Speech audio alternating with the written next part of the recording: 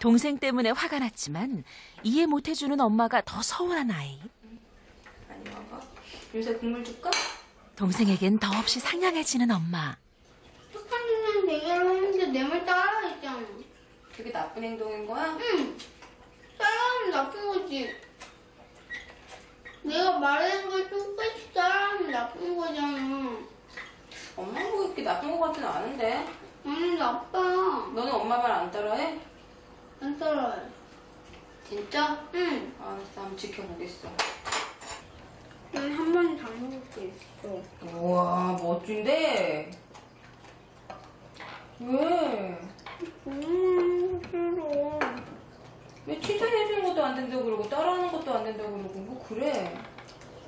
엄마와 아이의 대화는 이렇게 자꾸 어긋나기만 하고 아이는 답답합니다. 말싸움을 하게 돼요. 예전에는 강압적으로 제압을 했지만 지금은 말싸움을 하면 저도 어이가 없어서 그냥 한숨만 나오는 거예요. 아까 전에 엄마한테 안 왔어요. 형구 마음 몰라주는 것 같아서 안 왔어요? 응. 그럼 엄마가 어떻게 해줬으면 좋겠어요?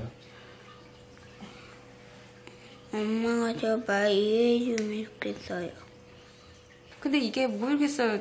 제가 보는 관점에서 짜증을 많이 내는 건지 아니면은 뭐 다른 아이들도 여타 다 동일한 건지는 잘 모르겠지만 어떨 때는 좀 폭발하는 것도 많은 것 같고 짜증내는 것도 많은 것 같고 제가 보기엔 좀 그래요.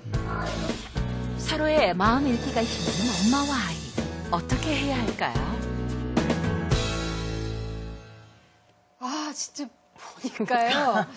갑갑하네요. 진짜 어떻게 이럴 수가 있죠. 문을 너무너무 훈남이라는 말을 왜 썼는지 알겠어요. 훈남이 아니라 이건 정말 꽃미남까지인데요. 아니 근데 좀, 네. 이 엄마 좀 보세요. 애보다 인물이 덜하죠. 그죠?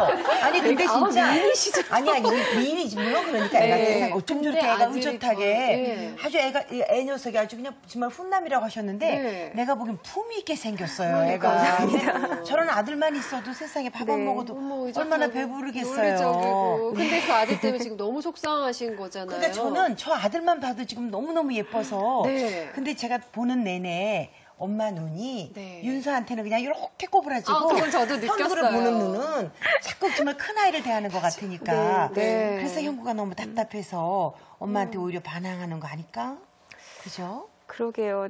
그러니까 제가 아마 형구를 굉장히 크게 보고 있는 것 그러니까, 같아요. 오빠니까 네. 이렇게, 네. 그러니까 제 말을 뭐든지 다 이해를 해주는 그런 아이로 제가 아마 받아들이고 있는 것 같기도 하고요. 그러니까 아까 대화하는데도 보면 자꾸 어긋나요. 그러니까, 그죠? 엄마는 또 그래, 뭐 잘했다고 칭찬해주고 싶은 건데 형구는 그거 싫고. 그러니까 저는 막 지금 이렇게 여기서 받아들이고. 보면서 형구가 그런 말 하지 마 칭찬하는 말 네. 그러잖아요. 아이는 그게 어른이 아닌 거죠.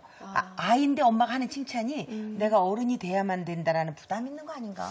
그리고 또 이건 그냥 엄마가 그냥 하는 말, 진짜 진심이 그러니까. 담기지 않은 칭찬이라고 애가 생각하는 걸 수도 있고. 하여튼 네, 오늘 이제 문제를 하나씩 좀 해결을 해봤으면 좋겠어요. 네. 선생님은 어떻게 보셨어요? 예, 일단 다른 부모-자녀 관계하고 약간 다른 모습을 네. 다들 보셨을 거예요. 네. 그러니까 이 어머님이 사실은 또 어떨 때는 형부한테 잘 맞춰주세요. 맞춰주시다가 갑자기 또 어느 순간에는 아이하고 이렇게 기싸움을 하시거든요. 그래서 이렇게 부모-자녀 관계라기보다는 이렇게 동등한 친구 관계 아니면 이제 오래된 연인의 기싸움 관계 뭐 이런 패턴을 밀당을 많이 보실 수 있고요. 근데 네. 또 아까 이정 선생님이 얘기하신 것처럼 반면에 동생한테는 또 굉장히 잘 맞춰주시고 동생 마음 굉장히 잘 읽으세요. 네. 네, 형구에 관련된 검사를 하면서 제가 약간 독특한 점을 발견했습니다. 뭔데요? 그래서, 일반적으로 어머님들한테 아이의 행동에 대한 평가서를 드리면 어머님들이 굉장히 좀 원래 실제 모습보다 긍정적으로 체크를 하시거든요. 우리 아이는 잘한다는 식으로. 근데 형구 어머님은 형구에 대해서 굉장히 낮은 점수를 주셨어요. 근데 실제로 제가 현구의 그 마음을 읽어보는 검사를 해본 결과에 의하면 현구가 그렇게 낮은 점수를 받을 만한 특성이 아니거든요. 그래서 이 두 가지 결과를 비교해 봤을 때는 어머님이 실제 현구 모습보다 훨씬 더 부족한 모습에 더 많이 포인트를 두시고 보고 계시는 건 아닌가 그런 생각이 좀 듭니다.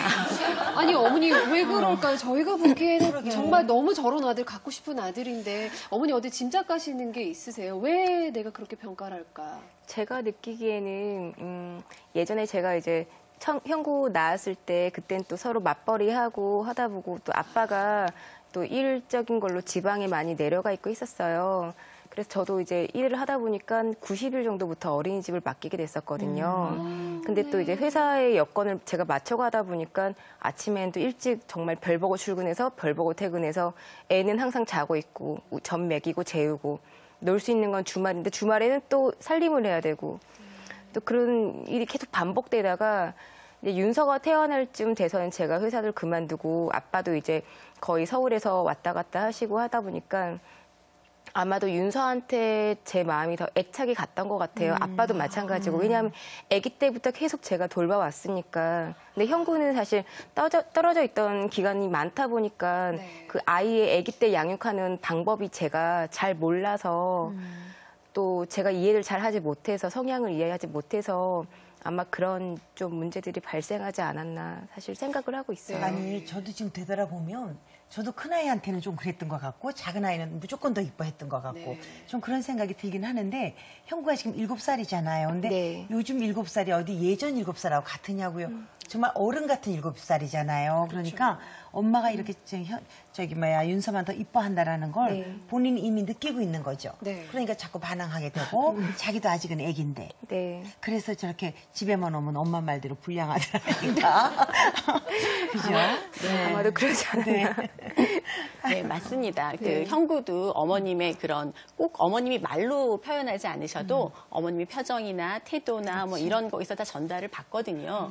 그리고 또 저는 어머님이 이해가 되는 게 아마 남편도 없이 그 직장 다니시면서 아이를 혼자 키우시는 게 굉장히 스트레스가 많으셨을 거예요. 몸도 너무 고단했어요. 네. 그래서 어머님도 힘드시고 또 하루 종일 어린이집에서 생활했던 형구도 힘들고 그래서 아마 그 시기에는 각자 힘들었기 때문에 서로 친밀한 관계를 형성할 그런 시간이나 여유가 좀 부족하셨고요. 그다음에 이제 어머님 직장 그만두신 다음에는 좀 그런 관계를 가질 시간이나 좀 기회가 있었으면 좋았을 텐데 동생이 태어나면서 또 이제 어머님 역할이 동생을 양육하는 거와 동시에 형구를 돌보는 걸로 같이 갔죠. 근데 이제 형구 입장에서는 엄마가 동생한테 더 이렇게 다정하게 동생 마음을 잘 읽어주는 모습을 볼 때마다 형구 입장이 어떨까 그런 생각이 좀 듭니다. 보니까 좀 저도 가슴이 아픈데 사실 근데 보통 아이들이요 집 안에서 뭔가 불안함을 느끼거나 부족함을 느끼거나 하면 밖으로 나가서도 그게 분출이 되기 마련인데 형은 전혀 그렇지 않았단 말이에요. 밖에서 너무너무 칭찬받는 착한 모범생이었는데